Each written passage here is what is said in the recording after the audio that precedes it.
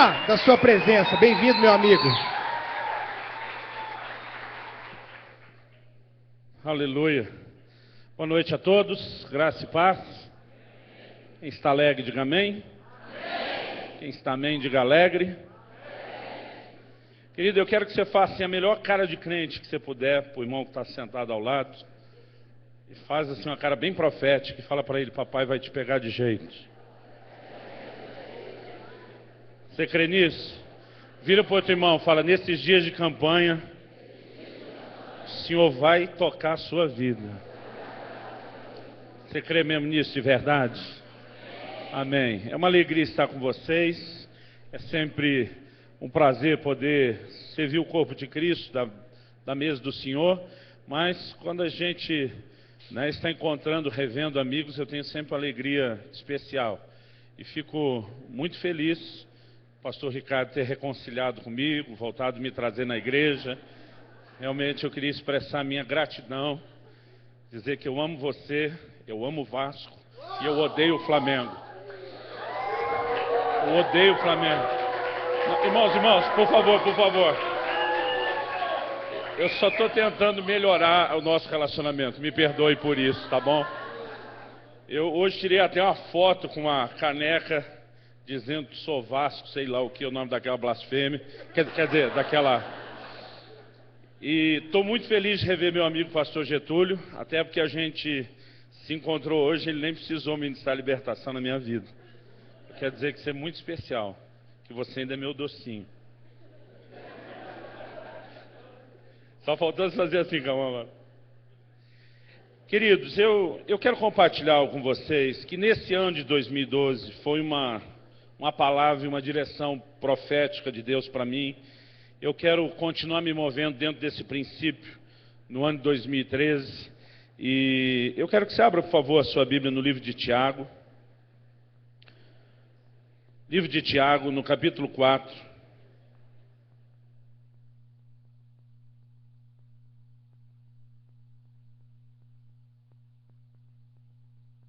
Nós vamos ler junto o versículo 8. Tiago, capítulo 4, versículo 8.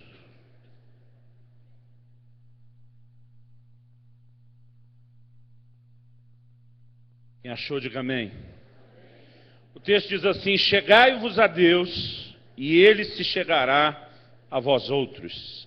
Eu quero usar essa primeira parte do versículo. Você pode repetir comigo? Diga: chegai-vos a Deus, e Ele se chegará a vós outros.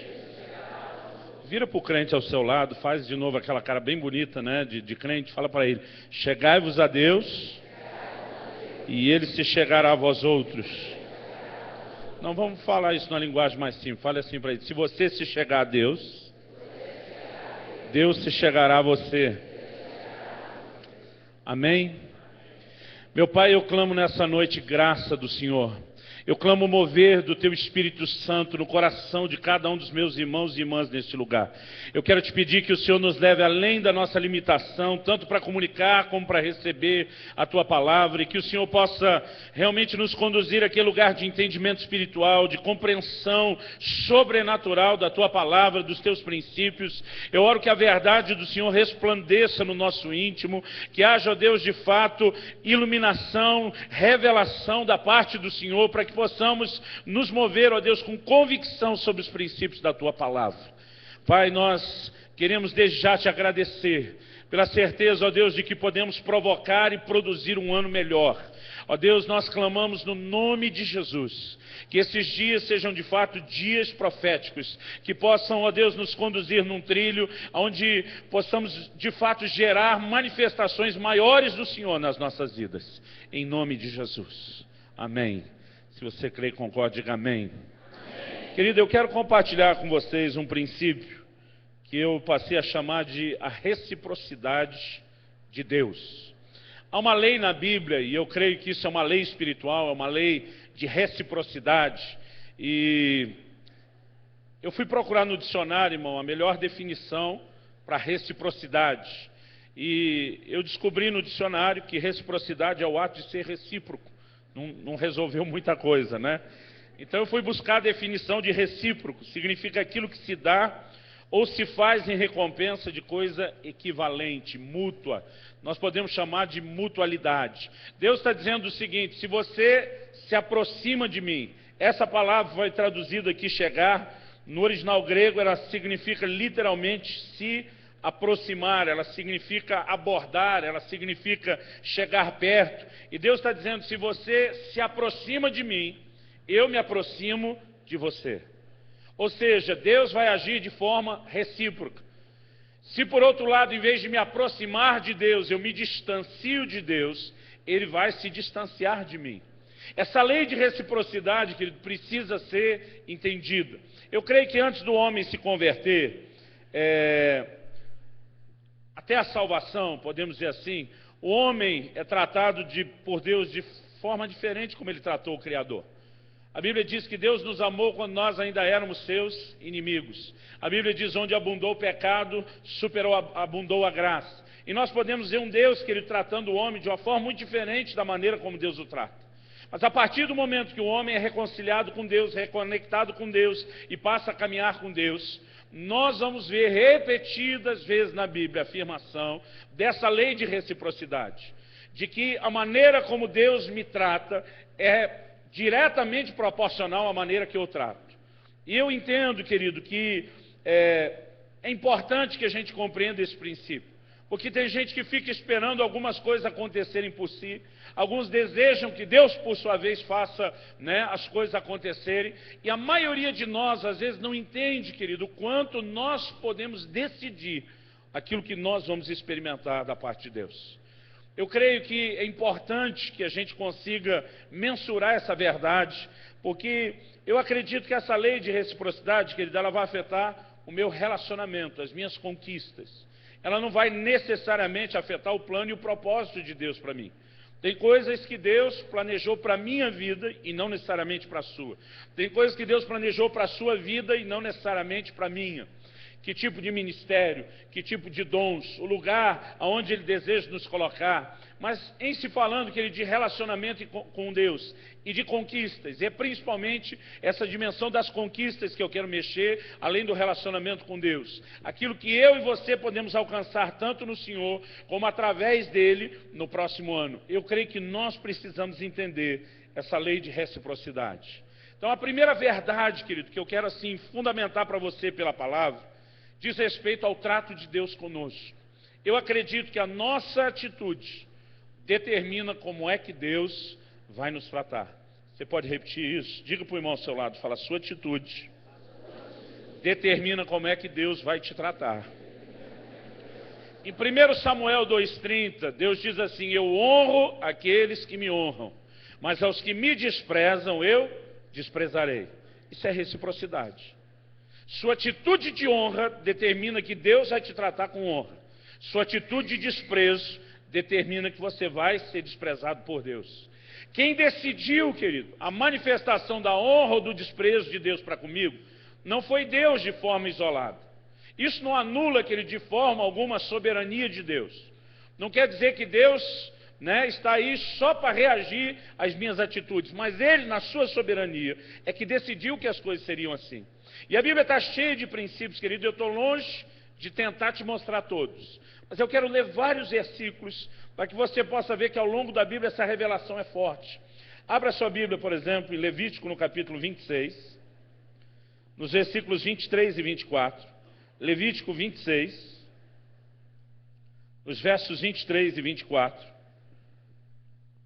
Você vai ver Deus dizendo assim ao povo de Israel: se ainda com isso não vos corrigirdes, para volverdes a mim, porém andardes contrariamente comigo, eu também serei contrário a vós outros, e eu mesmo vos ferirei 7 vezes mais por causa dos vossos pecados. Deus diz: em vez de se voltar para mim em arrependimento, se vocês forem contrários a mim, Deus diz: eu serei contrário a vocês.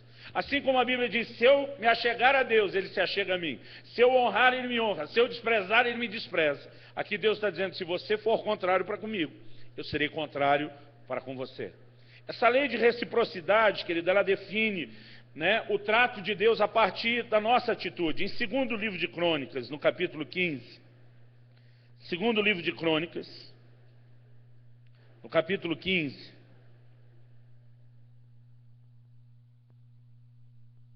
nos dias do rei Asa, a Bíblia fala que um homem de Deus chamado Azarias, filho de Oded, ele profetiza quando o Espírito de Deus vem sobre ele. No versículo 2 de 2 Crônicas 15, o texto diz assim: este saiu ao encontro de Asa e lhe disse: ouvi-me, Asa, e todo Judá e Benjamim, o Senhor está convosco, enquanto vós estáis com ele. Se o buscardes, ele se deixará achar, porém se o deixardes, vos deixará. Olha o que a afirmação diz: o Senhor está convosco, enquanto vocês estão com ele. Reciprocidade. Se vocês buscam o encontro, mas se vocês o deixam, ele também vai deixar. Reciprocidade. E quando você começa a enxergar essas verdades na Bíblia, isso coloca sobre você uma responsabilidade enorme. Porque tem muita gente, às vezes até frustrado com o que Deus não fez por ele, mas sem a consciência de que nós podemos provocar, não só, querido, através da minha própria fé, de crer no que Deus pode fazer por mim em meu favor, mas das minhas atitudes. Eu determino a maneira como Deus vai me tratar. Se você trata Deus de forma diferente, querido, vai ser tratado de forma diferente por Ele. Você pode repetir isso? Diga: se eu tratar Deus de forma diferente, vou ser tratado de forma diferente por Ele. Em 2 Crônicas, querido, no capítulo 16, no versículo 9, Deus diz: porque quanto ao Senhor, os seus olhos passam por toda a terra, para mostrar-se forte para com aqueles cujo coração é totalmente dele. Irmão, Deus não vai se mostrar forte para todo mundo. Deus não vai se mostrar forte para qualquer um. A Bíblia diz que Ele vai se mostrar forte para com aqueles cujo coração é totalmente dele. Porque a minha atitude, querido, se eu estou tratando Deus de forma diferente, meu coração é totalmente dele. Eu lembro de uma frase que eu vi na minha adolescência da Valnice Milhomes, aquilo me marcou. Mas Valnice dizia o seguinte: você nunca terá tudo de Deus, enquanto Deus não tiver tudo de você. E sabe, querido, nós estamos indo aí para um novo ano, estabelecendo novamente muitos alvos e conquistas. Eu li num artigo de uma revista, não me lembro se era a Veja, qual que era, que o que encabeça a lista de alvos do ano novo ainda são, primeiro e segundo lugar, disputando entre si, a decisão da pessoa sair do vermelho e emagrecer. Mas nós ainda temos alvos melhores do que esse. Esses também vão continuar na nossa lista. Nós queremos experimentar mais de Deus, do mover de Deus em cada área, na nossa família, na nossa saúde, no nosso ministério, na nossa vida com Deus. Você pode dizer amém? Mas nós precisamos entender, querido, que cabe a nós uma atitude que possa produzir essas mudanças. Não adianta apenas você ficar sentado e dizendo: puxa, mas Deus não fez por mim o que fez pelo outro. Algumas coisas, querido, que vão acontecer na minha e na sua vida quando eu e você tivermos uma atitude correta. Isso tem sido para mim uma inspiração. No Salmo 18, no verso 25 e 26, a Bíblia diz assim: para com o benigno, benigno te mostras. Para com o puro, puro te mostras. Uma versão diz: para com o perfeito, outra diz: para com o íntegro, íntegro te mostras. Isso é a reciprocidade de Deus. Deus vai manifestar a benignidade, e se revelar dessa forma como benigno para quem é benigno. Deus vai se revelar, querido, puro para quem é puro. Deus vai se revelar íntegro para quem é íntegro. É importante que a gente entenda isso, mas a Bíblia diz assim: mas para com o perverso, Deus se mostra contrário. Ele não vai se mostrar perverso porque não há perversidade em Deus, mas Deus vai resistir. E quando a gente entende isso, a responsabilidade, querido, de provar algumas coisas, já não depende só de Deus. A gente entende que está nas nossas mãos o poder de escolher, de decidir aquilo que nós vamos experimentar da parte de Deus. Eu tenho entendido, querido, uma verdade muito importante desde que eu era criança, que Deus não faz acepção de pessoas. Deus não faz diferença entre pessoas. Deus não tem filhos prediletos. Deus não ama mais a um do que a outro. Eu não consigo, em hipótese alguma, querido, concordar com essa ideia.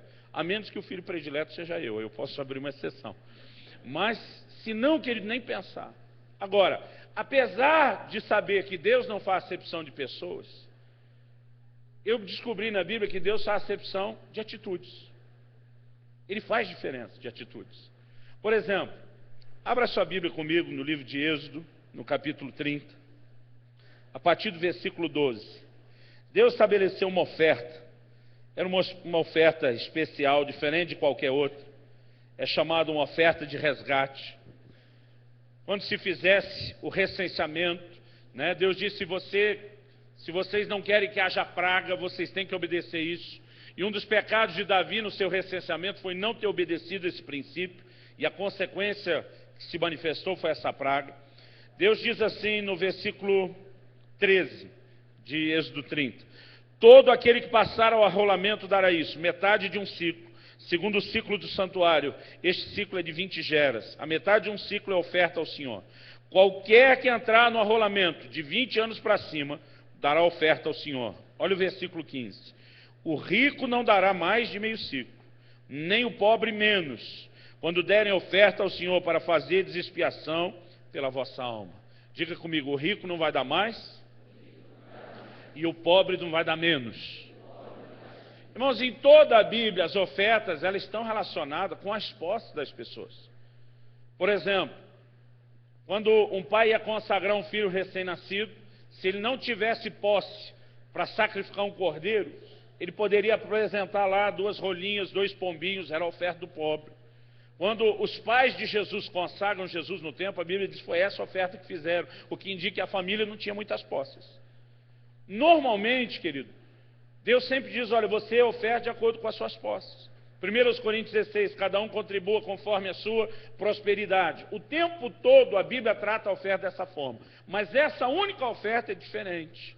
Deus diz, nessa o rico não dá mais, nem o pobre menos. Por quê?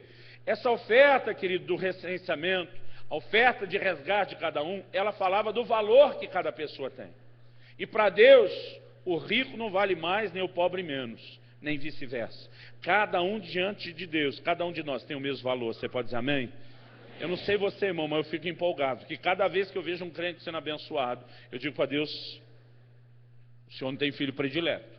Se o Senhor fez isso na vida dele, eu também quero. Irmãos, quando eu era criança, eu tenho certeza que isso não aconteceu só em casa, mas eu lembro de uma época assim, complicada, difícil, né? Um momento assim financeiro que meus pais passaram, e eu lembro de uma época, irmão, que se tivesse leite o café da manhã já era um negócio assim maravilhoso, se a gente não fosse tomar chá e conseguisse tomar leite. Então, quando aparecia o leite naqueles dias, eu e meus irmãos, nós 3 colocávamos assim, né, eu e meus 2 irmãos, o copo um do lado do outro, e minha mãe ia colocando e a gente medindo. Tem um pouquinho mais para eles, né? Quando acontecia de no dia do pagamento, uma vez por mês, poder tomar uma Coca-Cola, na época chamava de família, aquela de 1 litro para todo mundo, né? Hoje malemada para 1. Mas eu lembro a gente com os copinhos medindo e aquela disputa entre os irmãos. Eu acredito, querido, que essa disputa não era só porque a gente queria o mesmo tanto de coca ou o mesmo tanto de leite. Eu acho que por trás disso era a alma de uma criança dizer, eu não quero sentir que o outro é mais amado e eu menos. Eu não quero sentir que o outro é mais favorecido e eu menos. Eu creio, querido, que como filhos de Deus, nós precisamos ter essa revelação de que Deus não faz acepção de pessoas. Eu achei que você ia dar um aleluia, um amém, um glória a Deus melhor. Irmão, toda vez que eu vejo alguém ser abençoado, eu digo jurisprudência para você também. Porque Deus não faz acepção de pessoas. Agora, eu descobri, querido, que Deus faz acepção de atitudes.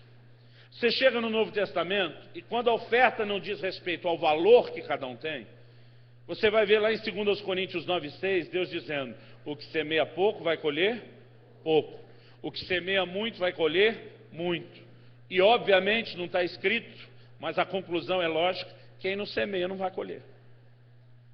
Agora, a quantidade, querido, o tamanho, a dimensão da minha colheita, não é a decisão de Deus, é minha decisão. Sou eu que determino o tamanho da minha colheita, através do quê? Do tamanho da minha semeadura. E tem muita gente, querido, que passa uma vida, às vezes, resmungando que Deus não está fazendo, que não está chovendo na minha horta, que não está acontecendo. Querido, eu e você podemos intencionalmente, porque queremos, provocar manifestações de Deus na nossa vida. Você pode dizer amém? Agora, para isso, querido, nós precisamos entender que Deus não faz acepção de pessoas, mas faz de atitudes. Há algumas coisas, querido, que eu acredito que podem nos ajudar e nos ajudar muito. Eu lembro de um dia que meu filho chegou meio preocupado da escola. Eu bati o olho na carinha dele, eu sabia que tinha alguma coisa acontecendo. Falei, que foi, filho? Te trouxe meu boletim. Eu falei, para você estar preocupado, é porque você tirou alguma nota baixa. Ele falou, tirei, pai. Eu falei, me deixa ver o boletim. né? Onde foi a nota baixa? Foi nessa matéria tal. E naquela ocasião eu tinha saído com a família de férias durante o período de aula. E eu fiz ele perder mais de uma semana de aula. E quando ele chegou, teve uma prova já imediata que ele não estava bem.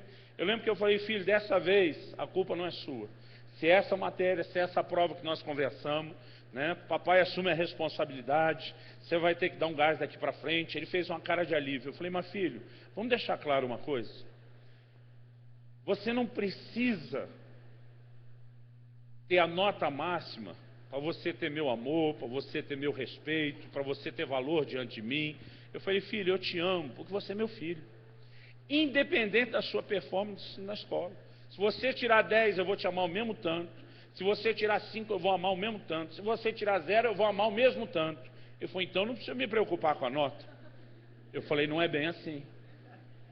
Eu vou te amar independente do que você faça. Mas se você quer me agradar, as coisas são diferentes.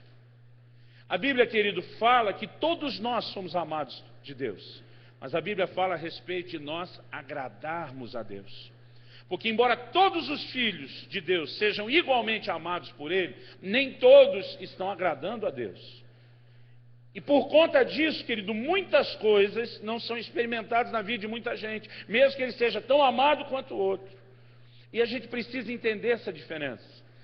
Precisamos entender o trato de Deus conosco. Precisamos entender, querido, que a maneira como nós vamos nos posicionar, a Bíblia diz, os que estão na carne não podem agradar a Deus. A Bíblia diz, sem fé é impossível agradar a Deus. Algumas coisas que eu e você precisamos, querido, para agradar a Deus, ainda que sejamos todos igualmente amados. Depois de colocar esse fundamento, eu quero te colocar um outro. O quanto eu e você, querido, podemos experimentar da parte de Deus. Eu acredito que o limite não está em Deus. Eu acredito que o limite está em nós. Então eu quero que você vire para o seu vizinho aí e fala para ele assim, você é o limite. Vira para o outro irmão para não fazer acepção de pessoas, fala para ele, você é o limite. Eu creio que o mover de Deus, querido, vai ser na minha vida sempre do tamanho da minha fé. Deus vai ser na sua vida, querido, do tamanho da sua fé. E há algumas coisas que a gente precisa entender, né, a responsabilidade sobre nós e não sobre Deus. Por exemplo, abre aí sua Bíblia comigo em 2º livro de Reis. 2º livro de Reis, no capítulo 13. Eu acredito, querido, que o que estamos fazendo aqui esses dias é muito importante. Você pode dizer amém? 2º livro de Reis, no capítulo 13, diz assim no versículo 14: estando Eliseu padecendo da enfermidade que havia de morrer, Jeoás, rei de Israel, desceu visitá-lo. Chorou sobre ele e disse, meu pai, carros de Israel e seus cavaleiros. Então lhe disse Eliseu, toma um arco e flechas. E ele tomou um arco e flechas. Disse ao rei de Israel, retesa o arco, e ele o fez. Então Eliseu pôs as mãos sobre as mãos do rei e disse, abra a janela para o oriente, e ele abriu. Disse mais Eliseu, atira, e ele atirou. E prosseguiu, flecha da vitória do Senhor, flecha da vitória contra os sírios. Porque ferirás os sírios em Afeca até os consumir. O rei veio fazer uma visita para o profeta, que está enfermo. Na minha conta, querido, Eliseu tem que ter pelo menos, no mínimo, uns 80 anos de idade aqui. Supondo que ele começou a andar com com Elias muito novo, o tanto, né, a quantidade de anos que cada rei reinou, na minha conta ele tem que ter no mínimo de 80, 85 anos aqui, talvez mais. E a Bíblia diz que o rei vem visitá-lo. Mas embora o propósito da visita talvez fosse social, é evidente que Eliseu se permite ser um instrumento de Deus na vida do rei. O rei de Israel está em guerra contra a Síria. Então ele diz, pega arco e flecha, o homem pegou. Abre a janela que dá para o oriente. Por que para o oriente, irmão? Era a direção onde estava o acampamento do inimigo. Ele abriu, ele diz, agora atira. Ele atirou. Quando atirou, Eliseu profetiza. Essa é a flecha da vitória do Senhor contra os sírios. O que Eliseu estava dizendo, querido? Eu não creio que ele estava dizendo que aquela flecha ia se transformar num míssil balístico de alta potência e destruir o arraial dos sírios inteiro. Bum! Provavelmente a flecha não foi muito longe do quintal. Mas Eliseu, querido, estava falando a respeito do que hoje nós chamamos de atos proféticos. São encenações, querido, baseadas não só em fé, mas no entendimento de que nós podemos determinar o curso das coisas, nós podemos afetar o destino da nossa própria vida de acordo com a medida de fé. A palavra profética que Deus tinha para o rei é: você vai ferir o inimigo em afeca até os consumir. O plano de Deus, querido, era de uma vitória integral, era de uma vitória completa, porque Deus, querido, não planejou para você uma bênção assim meia boca. O que Deus planejou para você, querido, é maior do que você imagina.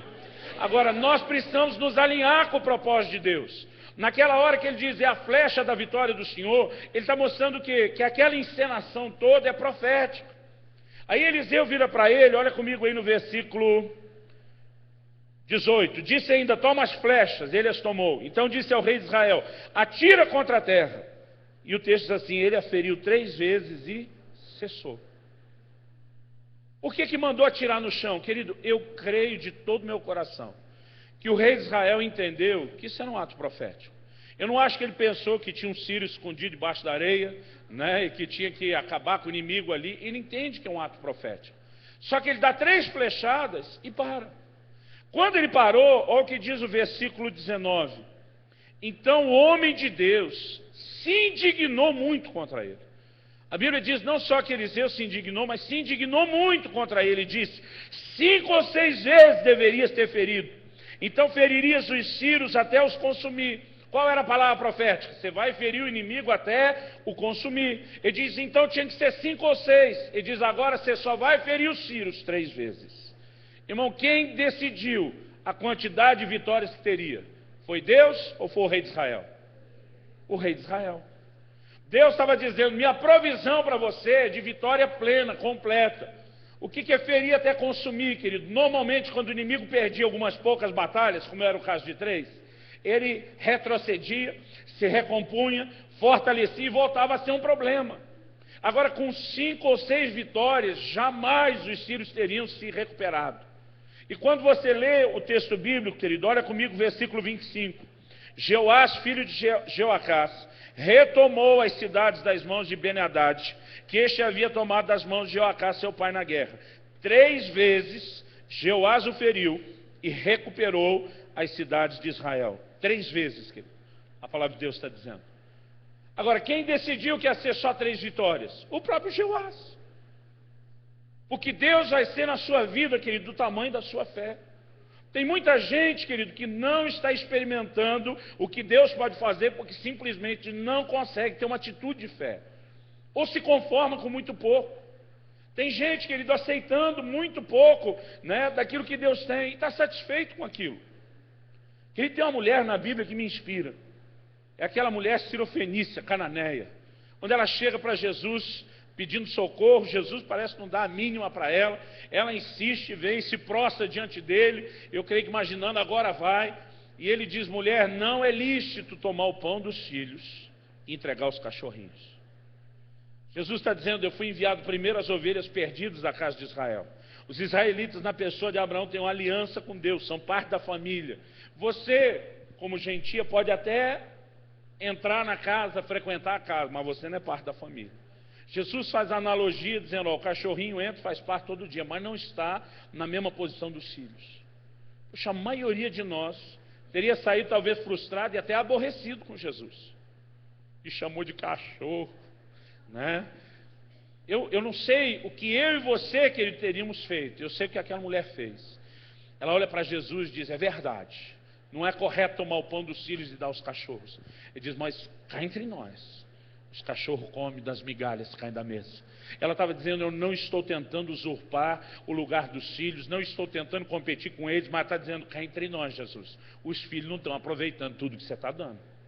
Tem uma sobra caindo aí para debaixo da mesa. Ela diz, eu me contento de pegar essa sobra. Quando ela fala dessa forma, querido, Jesus olha e diz, mulher, grande é a sua fé. Eu não estou dizendo, querido, que você tem que crer para a sobra. Jesus estava dizendo que ela não podia sentar à mesa por não ser filha. Ela diz, eu pego pelo menos o que eu tenho direito. Se com a sobra, querido, já tinha cura e libertação para a filha daquela mulher, o que não está à minha e à sua disposição, quando eu e você assumimos o nosso lugar de filhos, sentamos à mesa e dizer, nós vamos experimentar aquilo que é nosso por direito, aquilo que é nosso por herança. Aleluia! Agora o que aquela mulher tinha era fé. vezes eu comer uma migalha já me resolve. Meu Deus, se a gente sentar à mesa, o que tem para mim e para você? Precisa haver dentro de mim e dentro de você, querido, uma atitude de inconformismo. Como Gideão, quando o anjo do Senhor aparece para ele, diz: o Senhor é contigo, homem valente. Ele diz: se o Senhor é conosco, o que é feito das maravilhas que nos contaram nossos pais? Ele diz: se o Senhor é conosco, cadê aquele mover de milagres da geração de Moisés? Cadê a unção de conquista da geração de Josué? Ele diz: se o Senhor é conosco, eu quero ver o teu mover. E sabe, querido, é esse tipo de gente, com fome de ver a mão de Deus agindo, que atrai a atenção de Deus, que chama a atenção de Deus. E eu e você, querido, precisamos entender que o limite não está em Deus. O limite está em nós. Quanto que eu vou ter de Deus? Sou eu que decido. O rio de Deus, querido, eu tenho aprendido isso na Bíblia, ele nunca vai invadir minha vida. Tem crente que a ideia dele de avivamento é que um dia ele vai acordar e deu uma enchente espiritual na vida dele, o rio inundou a vida dele. Querido, não é o rio que entra na sua vida, é você que tem que entrar no rio. Na visão de Ezequiel, de Ezequiel 47, ele diz: eu entrei 1000 côvados. É meio quilômetro, irmão, 500 metros. E as águas ainda davam no tornozelo. Tem muito crente que passa a vida inteira nessa fase do rio. Ele está lá feliz, chutando água no outro, brincando, mas não entrou nas águas profundas. Ezequiel diz: eu andei mais meio quilômetro. Então, com a primeira metade, já são 1 quilômetro ao todo. E diz: a água ainda está no joelho. Ele diz: eu andei mais meio quilômetro, outros 1000 côvados, água nos lombos. Mas ele diz: depois de 2 quilômetros, aí sim eram águas profundas, águas para se nadar. Se eu e você, querido, queremos as águas profundas, nós temos que entrar. Temos que entrar no rio. Temos que perseguir isso, querido. Você não vai dar 2, 3 passos e já entrou nesse lugar profundo. Agora, o limite não está em Deus, querido. O limite está em nós. Na maneira como buscamos ao Senhor, na maneira como nos entregamos a Ele. Se eu quero mais de Deus, querido, eu tenho que me lançar mais sobre Ele. Eu não posso esperar um 2013 sobrenatural, querido, somente porque eu pedi que alguém orasse por mim, desse uma palavra sobre minha vida, mas eu posso provocar isso. À medida que eu entro de forma mais intensa em Deus, através da oração, através do jejum, do relacionamento com a palavra, de um devocional todos os dias, do louvor e adoração, sabe, querido, nós vamos provocando essas manifestações de Deus, tanto no nosso relacionamento, como por meio de fé, podemos entrar num lugar mais profundo de conquistas. Você pode dizer amém? Eu acredito, querido, que Deus não responde necessidades. Deus responde fé. Você pode repetir isso comigo? Fala para o irmão ao seu lado. Fala: Deus não responde necessidade. Fala para ele: Deus responde fé. Irmão, você concorda comigo que todo homem precisa de salvação? Amém? Agora, as pessoas vão ser salvas só porque precisam de salvação? Não. A Bíblia diz: pela graça sois salvos mediante a fé. A salvação é uma manifestação da graça. Tudo que Deus faz por nós é uma manifestação da graça. Agora, como é que eu entro na graça de Deus? Mediante a fé. Romanos 5,2 diz: pela fé temos acesso a essa graça. E o que Deus responde, querido, é a fé. Quem é salvo não é só quem precisa. A pessoa tem que reconhecer que necessita, sim, mas ela tem que crer na obra de Cristo. E Deus também, querido, não vai trazer uma intervenção financeira, não vai trazer cura, não vai mover na sua família apenas porque você precisa. Eu tenho visto gente dizendo: Deus, o Senhor não vê que eu estou precisando. Irmão, o que Deus precisa não é ver que você está precisando. Encontrar você uma atitude de fé, de dizer: eu vou receber o que Deus tem, eu vou buscar o que Deus tem, eu vou entrar naquilo que Deus tem para a minha vida. Nós precisamos chamar a responsabilidade sobre nós, querido. É nossa responsabilidade entrar ou não naquilo que Deus tem. É nossa responsabilidade experimentar ou não aquilo que Deus tem. E muitas vezes, querido, a gente termina um ano meio que frustrado. Deus não moveu. Irmão, se a lei de reciprocidade existe, então provavelmente você não fez alguma coisa direito. Provavelmente você ainda não entrou como deveria. Há situações, querido, em que não vamos entender e Deus moveu de forma diferente depois, claro que sim. Eu não posso generalizar isso. Mas eu quero te dizer o seguinte, querido: a culpa nunca está em Deus. Deus é digno de toda a nossa confiança. E a fé, querido, ela tem que se apoiar no caráter de Deus. Um Deus que é fiel, um Deus que não falha. Mas nós precisamos entender, querido, que há algumas coisas que nós precisamos determinar. Nós precisamos decidir. E uma das coisas que eu tenho entendido dentro dessa lei de reciprocidade é que se eu cuidar dos interesses de Deus, Deus vai cuidar dos meus. Você pode repetir isso? Diga, se eu cuidar dos interesses de Deus, Ele vai cuidar dos meus. Fala para o irmão ao seu lado, diga, se você cuidar dos interesses de Deus, Ele vai cuidar dos seus. Abra sua Bíblia comigo em Êxodo 34.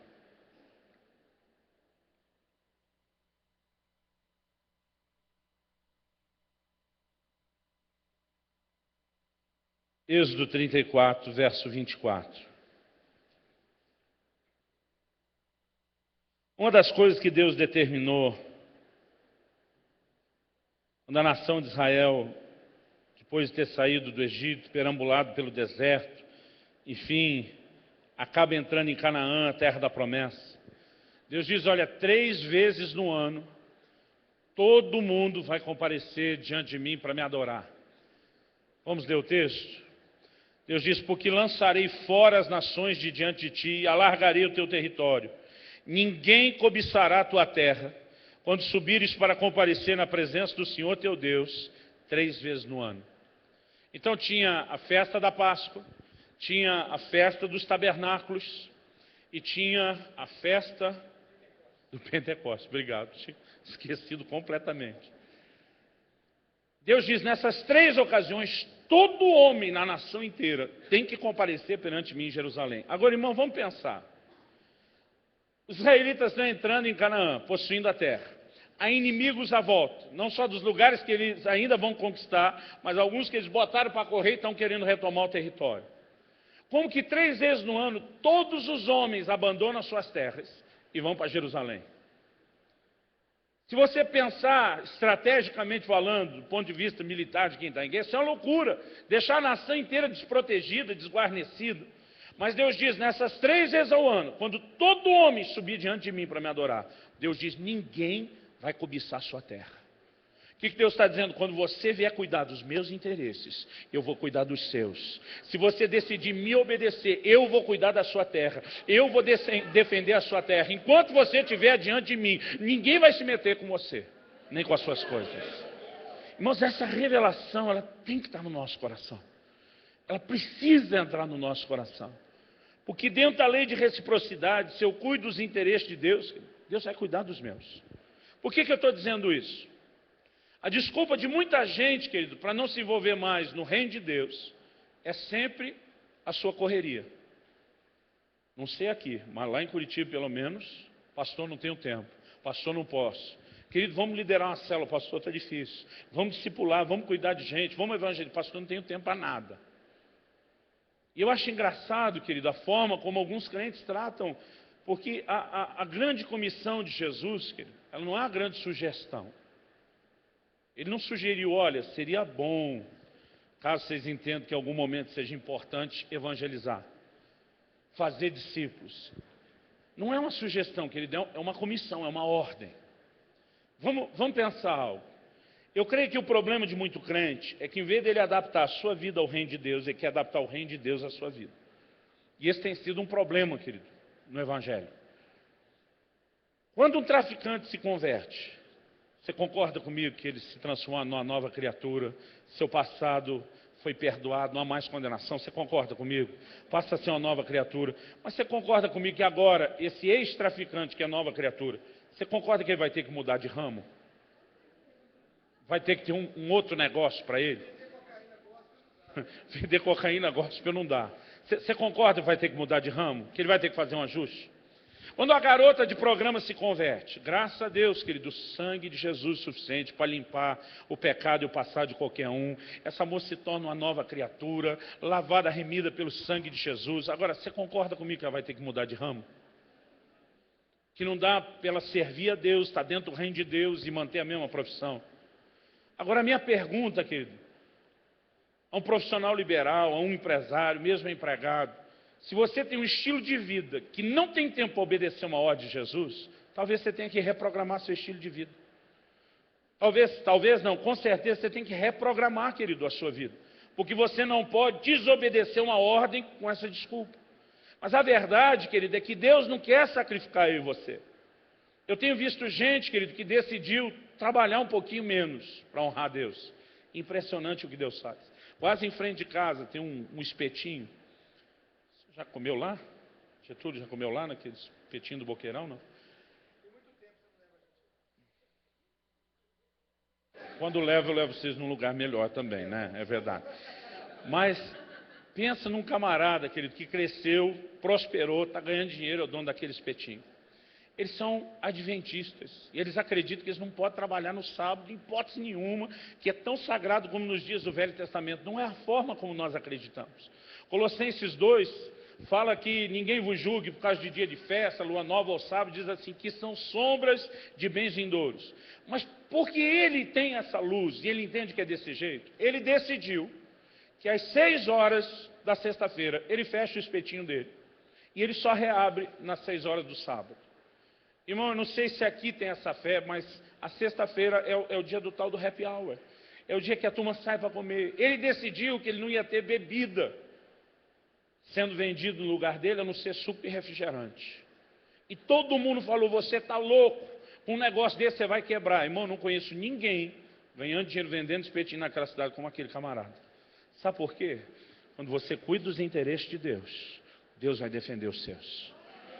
Isso, querido, nós precisamos entender dentro da lei de reciprocidade. Quando nós decidimos honrar o Senhor. Querido, se você decide ganhar um pouco menos de dinheiro, naquele dia que você diz, hoje é dia de célula, hoje é dia de discipulado, você vai ficar surpreso com o que Deus pode fazer por você. E nós precisamos, querido, ter essa mentalidade. Eu fico olhando para o que a palavra de Deus ensina. E Jesus foi claro. Ele diz, busque em primeiro lugar o reino de Deus. Quando ele falou isso, querido, ele estava falando sobre a preocupação com comer, com o que vestir, com o que vai beber. Ele diz, busque em primeiro lugar o reino de Deus. Ele não diz, e sacrifica o resto. A gente tem que estar disposto a sacrificar. Mas ele diz, você colocar o reino de Deus e a sua justiça em primeiro lugar. Ele diz, o resto vai ser acrescentado a você. Quando nós priorizamos os interesses de Deus, querido, pela lei de reciprocidade, Ele vai priorizar o nosso. Agora, quando nós fazemos o oposto, Deus, na reciprocidade, também faz o oposto.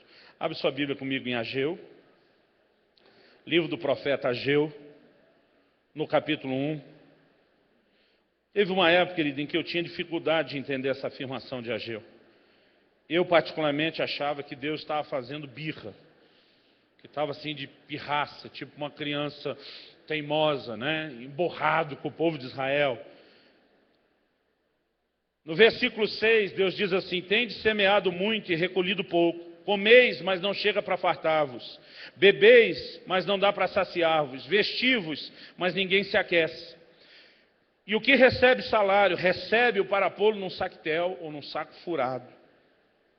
Versículo 9, esperastes o muito, e eis que veio a ser o pouco, e esse pouco, quando trouxeste para casa, eu com o assopro dissipei. Por quê, diz o Senhor dos Exércitos? Por causa da minha casa que permanece em ruínas. Ao passo que cada um de vós corre por causa da sua própria casa. Por isso os céus sobre vós retêm o seu orvalho, e a terra os seus frutos. Eu fiz vir a seca sobre a terra, sobre os montes, sobre o cereal, sobre o vinho, sobre o azeite, sobre o que a terra produz, como também sobre os homens, sobre os animais e sobre todo o trabalho das mãos. Deus está dizendo, vocês esperaram muito, o muito veio a ser pouco, esse pouco chegou, eu ainda soprei, dissipei. Deus diz, por quê? Enquanto minha casa está abandonada, vocês dão prioridade para a casa de vocês. E Deus diz, eu não posso honrar você e fazer algo pela sua casa, enquanto você não me honra e não faz algo pela minha. É reciprocidade. Mas o povo se arrependeu. Olha comigo, capítulo 2. No versículo 15. Deus diz assim, agora, pois, considerai tudo o que está acontecendo desde aquele dia. Antes de pôr pedra sobre pedra no templo do Senhor. Então, aquele dia foi quando eles decidiram reconstruir o templo. Antes daquele tempo, alguém vinha ao monte de 20 medidas, havia somente 10. Vinha ao lagar para tirar 50, havia somente 20. Deus diz, eu vos feri com queimaduras, com ferrugem, com saraiva, em toda a obra das vossas mãos. E não houve entre vós quem voltasse para mim, diz o Senhor. Mesmo quando Deus está julgando, querido. Deus está corrigindo, esperando mudança de atitude. Mas olha o versículo 18. Considerai, eu vos rogo, desde esse dia em diante, desde o 24º dia do mês 9, Deus dá a data certa. Ele diz, desde o dia em que se fundou o templo do Senhor, considerai nessas coisas, já não há semente no celeiro, além disso a videira, a figueira, a romeira e a oliveira não têm dado seus frutos, mas desde esse dia eu vos abençoarei. Deus diz, porque agora vocês colocaram a minha casa em primeiro lugar, eu também vou priorizar as coisas de vocês. Porque vocês priorizaram as minhas, eu vou priorizar as de vocês. Querido, eu acredito que se separamos tempo para estar com Deus, se separamos tempo para buscar a Deus, se separamos tempo para cuidar dos interesses de Deus, nós vamos ver Deus cuidando dos nossos interesses. A Bíblia fala de um Deus que é poderoso, querido, para fazer infinitamente mais do que pedimos ou pensamos, conforme o seu poder que opera em nós. Algumas coisas, querido, que pode acontecer nas nossas vidas só da gente pensar, tem nem que pedir. Agora, quando é que isso vai acontecer? Quando estamos, querido, nos movendo dentro da lei de reciprocidade. Eu tenho visto, querido, Deus fazer cada coisa que não orei. Eu não sei se eu contei aqui, em julho, da minha moto. No fim do ano passado, falei com a minha esposa e os meus pastores só. Falei, olha, não quero que vocês achem que é a crise dos 40. Faço esse mês 40 anos, então já estava falando disso ano passado. Falei para eles, mas até os 50 anos eu estou com um plano de ter uma Harley. Não era nem a marca, né? Eu estava me referindo ao estilo da moto, que eu tinha dado uma Virago e gostei. Eu falei, eu estou com essa vontade. Um dia a Kelly falou para mim, para que esperar os 50? Pega agora que você é uma mulher com 40 anos, que você vai divertir mais. E eu lembro que eu falei, amor, eu não tenho plano para comprar a moto. Então, eu não vou decidir a moto, eu não vou decidir quando. Porque eu falei, quem vai me dar isso é Deus. Então, Ele vai decidir quando, Ele vai decidir qual. Mas eu falei, eu quero que vocês saibam que Ele vai me dar a moto. Porque eu falei, se Deus me der o dinheiro da moto, eu não compro a moto. Vai para missões, vai para outra coisa. Mas Ele vai me dar a moto. Porque eu quero, porque eu estou com vontade. Eu cuido das coisas dele, dos interesses dele, vai cuidar dos meus. Irmão, eu não me lembro de ter feito uma única oração a Deus pedindo a moto. Em junho desse ano, um camarada que eu nunca falei na minha vida, me procura e disse, pastor, Deus mandou lhe entregar uma coisa. Me deu uma Suzuki 1500 cilindrada, uma custom, animal. E ele falou, isso aqui é alguma coisa que você orou, falou com Deus, e Deus disse que eu tinha que te entregar isso. Eu falei, obrigado, meu querido. Sabe, querido, eu acredito que é importante eu e você orarmos, exercer fé. Mas deixa eu te dizer, um dos segredos mais importantes que eu tenho entendido na minha vida. Se eu boto as coisas do reino em primeiro lugar, se eu priorizo o que é de Deus, a lei de reciprocidade, me faz entender que Deus vai tratar como importante as minhas coisas também. Então eu quero te desafiar, querido, a mais do que só a meta de ganhar dinheiro, de resolver seu problema financeiro, de ver Deus intervir na saúde, isso aqui, mais do que isso aí tem que estar nas suas orações, mas mais do que isso, você determinar que 2013 vai ser um ano que você vai se jogar em Deus. E você não só vai intensificar o seu relacionamento, mas você vai se dispor, querido, a se envolver com as coisas do reino. Há promessas que Deus tem feito sobre essa casa. Mas não é porque Deus falou que a flecha da vitória contra os sírios foi lançada que está tudo decidido. A gente precisa determinar, querido, se nós vamos experimentar a plenitude do que Deus tem ou não. Eu creio que Deus quer trazer, querido, ministerialmente falando, um grande crescimento na vida de muitos de vocês, um grande crescimento dessa casa. E talvez uma das metas principais que você possa ter nesses dias é dizer, eu vou me lançar nesse ano em Deus de uma forma tremenda. Sabe, querido, deixa eu fazer uma conta com você. A Bíblia tem 1189 capítulos. Para facilitar a conta, vamos arredondar para 1200. Isso significa, querido, que se a gente lesse 30 capítulos da Bíblia por dia, a gente lia a Bíblia em 40 dias, um pouquinho mais de um mês. Então não vamos falar de tanto. Vamos diminuir essa conta. Se você ler 3,3 capítulos, deve dar a média da Bíblia por dia, você leu a Bíblia no ano. Se você ler 7 capítulos da Bíblia todo dia, você leu a Bíblia 2 vezes no ano.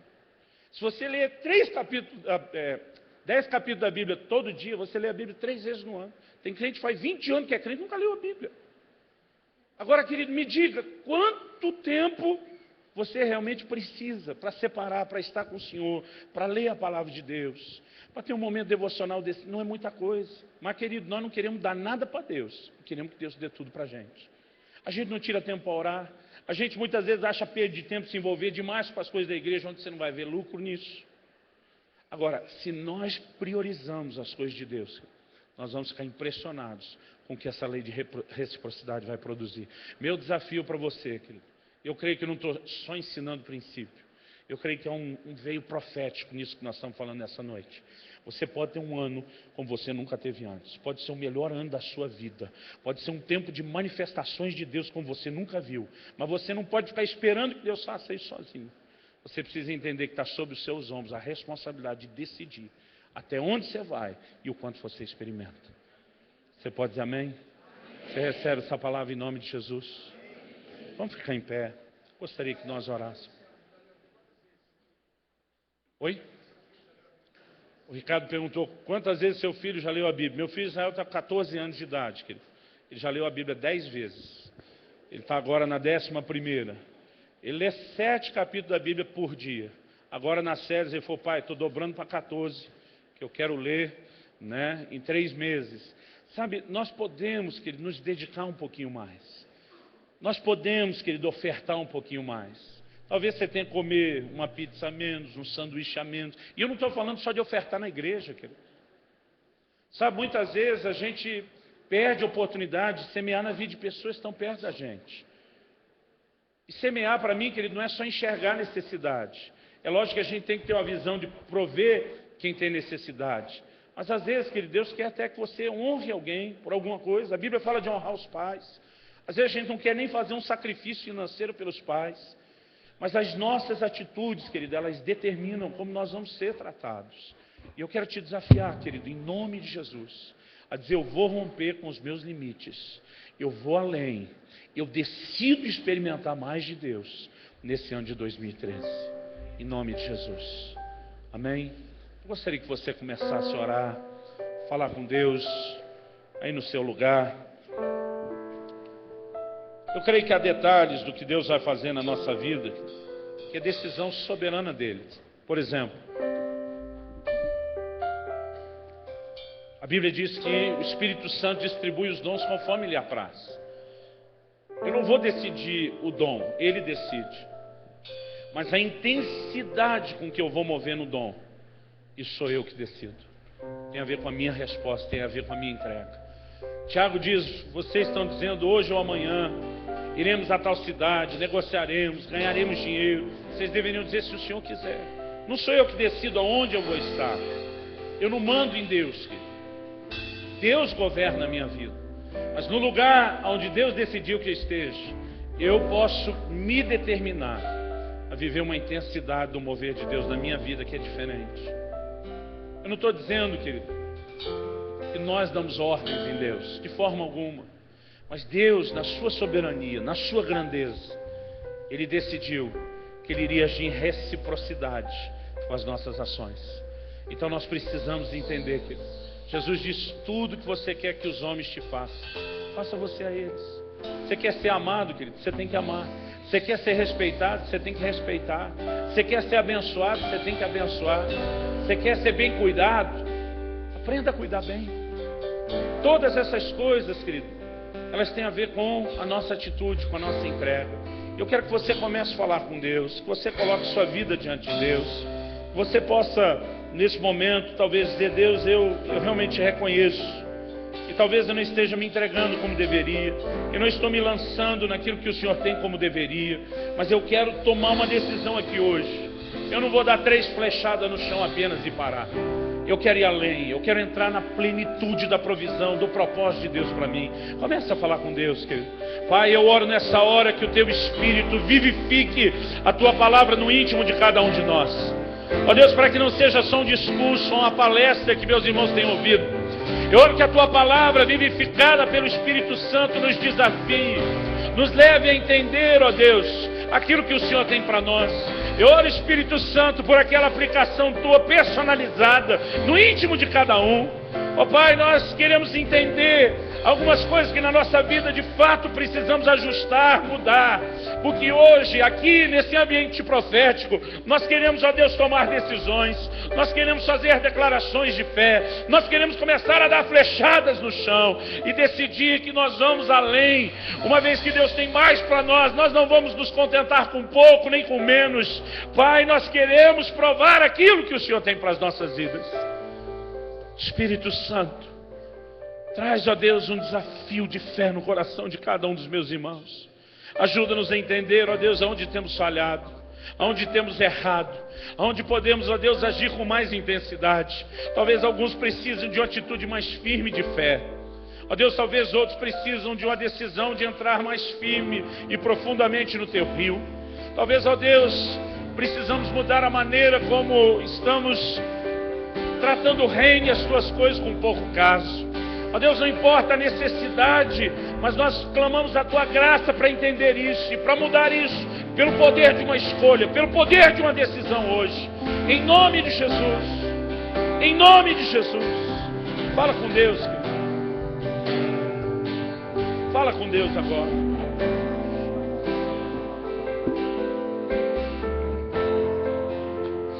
Compreendo os Teus caminhos,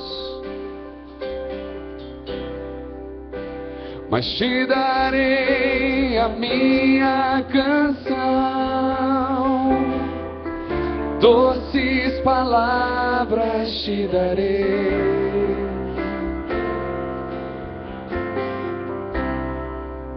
Me sustentas em minha dor, mas isso me leva mais perto de Ti,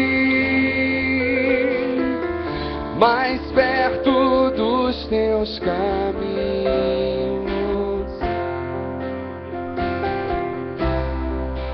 E ao redor de cada esquina, em cima de cada montanha, eu não procuro por coroas ou pelas águas das fontes.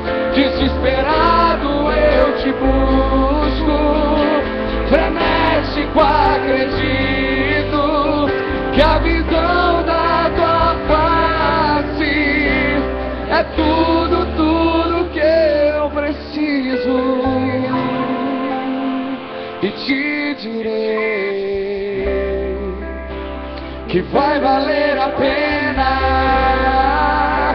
que vai valer a pena, que vai valer a pena mesmo. Se vai valer, Senhor, se vai valer a pena, se vai valer a pena, se vai valer a pena mesmo. Não compreendo os Teus caminhos, mas Te darei a minha canção. Doces palavras Te darei.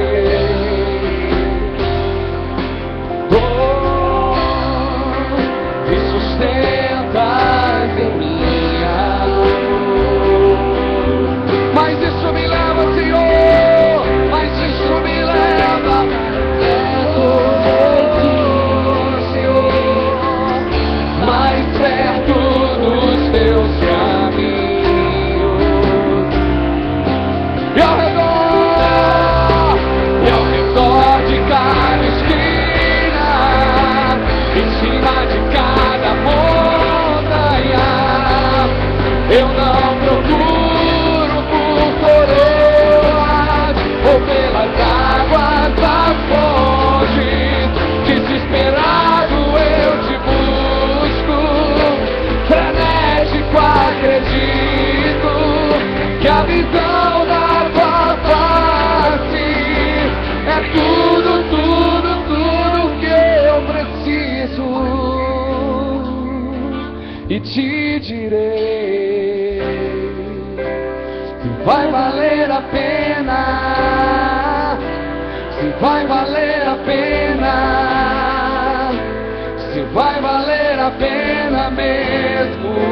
Declare isso nessa noite, vai valer, se vai valer a pena, se vai valer a pena, se vai valer.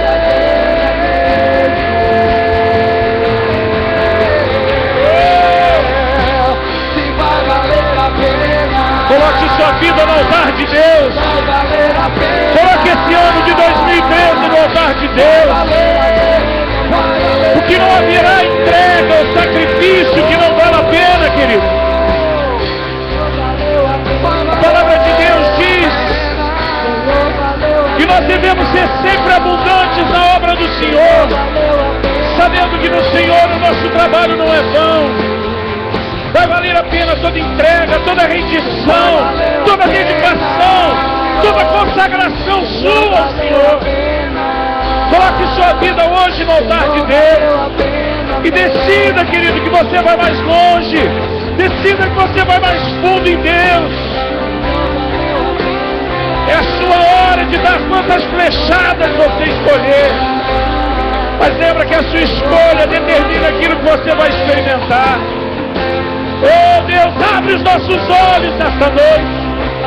Ajuda-nos a entender e agir sobre a Tua palavra. Espírito Santo, traz despertamento aos nossos corações. Nós queremos romper, nós queremos ir além. Oh, nós queremos ver e provar mais daquilo que o Senhor tem.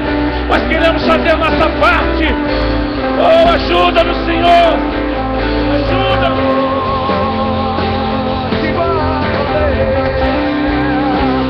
Vai valer a pena, se vai valer a pena,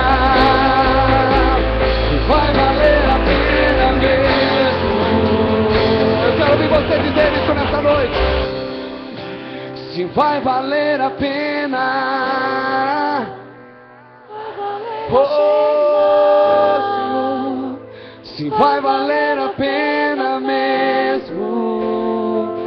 Se vai valer, Senhor, se vai valer a pena, se vai valer a pena, se vai valer, vai valer.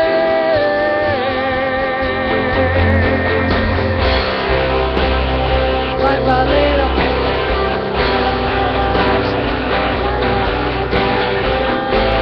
E quando o grande dia chegar,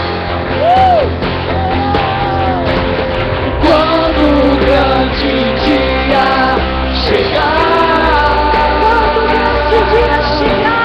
quando o grande dia chegar, e ele vem, quando o grande dia chegar, eu cantarei, eu cantarei, eu cantarei, eu cantarei.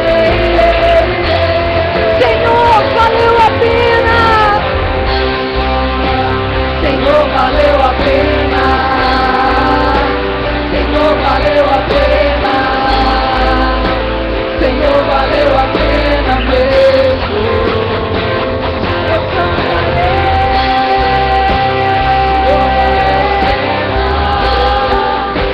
Senhor, valeu a pena. Senhor, valeu a pena.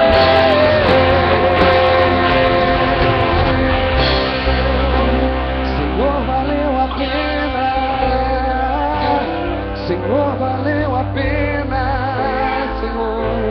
Senhor, valeu a pena mesmo. Se valeu, Senhor. Senhor, valeu a pena. Senhor, valeu a pena.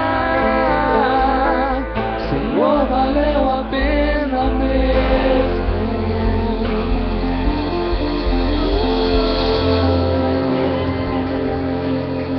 Valeu a pena, Senhor.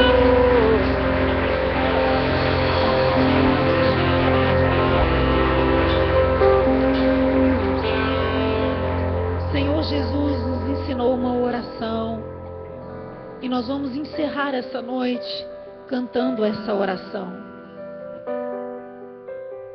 Como nós ouvimos a palavra tão tremenda do pastor Luciano, e nós agradecemos, pastor Luciano, por essa palavra e te abençoamos em nome de Jesus. Que nós sejamos filhos de Deus, recíprocos, com o coração entregue à presença do Pai. E nós vamos pedir ao Senhor, Senhor, que venha o teu reino e seja feita a tua vontade em nossas vidas. No ano de 2013, quem quer que venha o reino de Deus sobre a sua vida, diga aleluia. Diga glória a Deus. Quem quer que venha o reino de Deus sobre a sua família?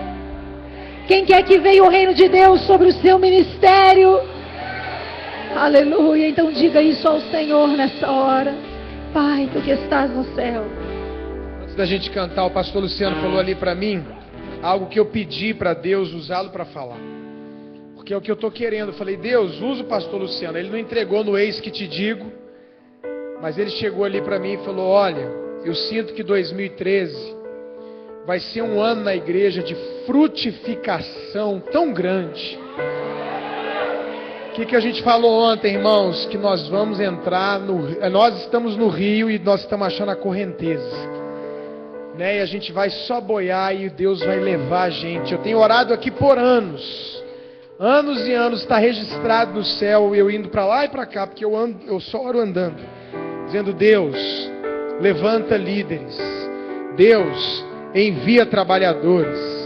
Dia após dia, muitas vezes eu tenho orado, Senhor, envia líderes, levanta líderes e envia trabalhadores para a tua seara. O Senhor falou para orar e eu estou orando, e Deus tem mandado essas pessoas preciosas, pastores e líderes, tem levantado você aqui, no nome de Jesus. E nos últimos tempos eu tenho orado, Senhor, levanta pessoas que amam outras pessoas. Nos últimos dias, depois que a gente entrou no MDL, eu tenho orado, Senhor, levanta pessoas que queiram cuidar de outras pessoas. Eu tenho orado, Senhor, levanta pessoas que o desejo do coração delas seja abençoar outras pessoas. Pastor Luciano disse assim para mim, olha, eu queria sentir, eu queria ter certeza que iria acontecer na minha igreja o que eu senti que vai acontecer aqui nessa igreja em 2013. Glória a Deus. Glória a Deus. Mas eu abençoo o pastor Luciano, que tem abençoado tantas igrejas e lugares para que ele viva isso que ele sentiu aqui e muito mais na igreja dele, no ministério dele. E você tem a oportunidade, querido, você tem a oportunidade de colocar essa palavra em prática. E você tem a oportunidade de fazer parte do cumprimento dessa palavra profética que foi dada ontem, que tem sido dada aqui e que está sendo dada hoje em nome de Jesus. Muito disso aqui que a gente está vivendo, ele já veio aqui profetizar há anos e anos atrás, num lugarzinho pequenininho que era só isso aqui, ó. A igreja era só essa coluna e só esse lado aí era a igreja. E ele veio aqui e profetizou, como outros profetas, isso que a gente está vivendo. E 2013 é um ano, irmãos, de crescimento extraordinário. Sabe por quê? É ano de cumprimento de promessas, é ano de renovação de promessas em nome de Jesus. E antes da gente cantar, eu chamo a atenção para uma coisa que o pastor Luciano e Deus falou hoje, falou ontem. Não coloque a culpa em Deus. Você viu que Deus falou isso ontem?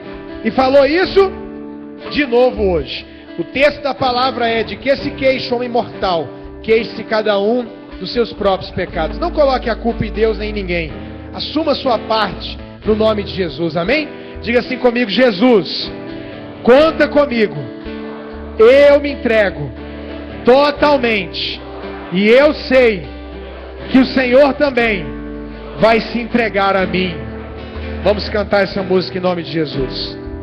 Você que sente o desejo de vir aqui se ajoelhar no altar de Deus, de se entregar, como nós ouvimos essa noite, completamente ao Senhor, e quer expressar isso no seu físico, vem aqui e se ajoelhe no altar. E nós vamos encerrar essa noite cantando essa música como uma oração.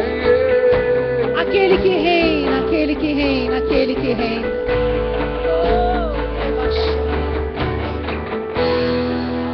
Pai nosso que estás no céu,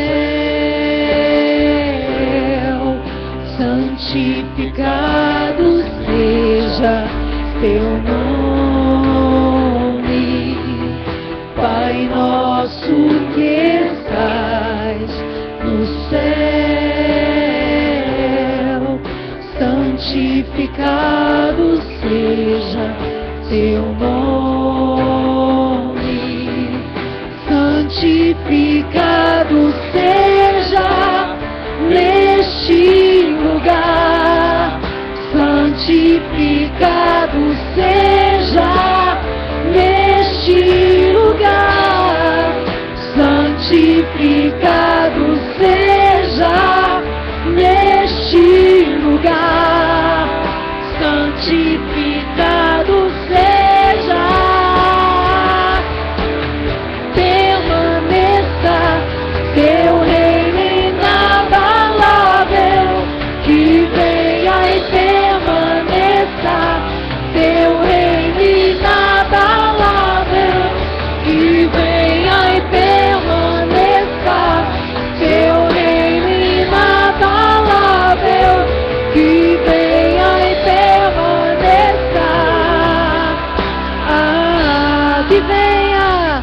Que venha e permaneça seu reino inabalável, que venha e permaneça seu reino inabalável, que venha e permaneça seu reino inabalável, que venha e permaneça.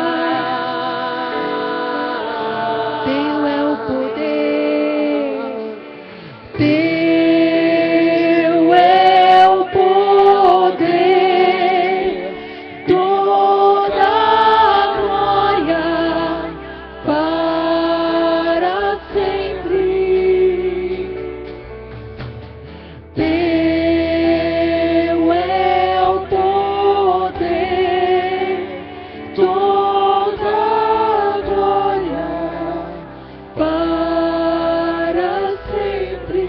Teu é o poder, teu é o poder, toda a glória para sempre.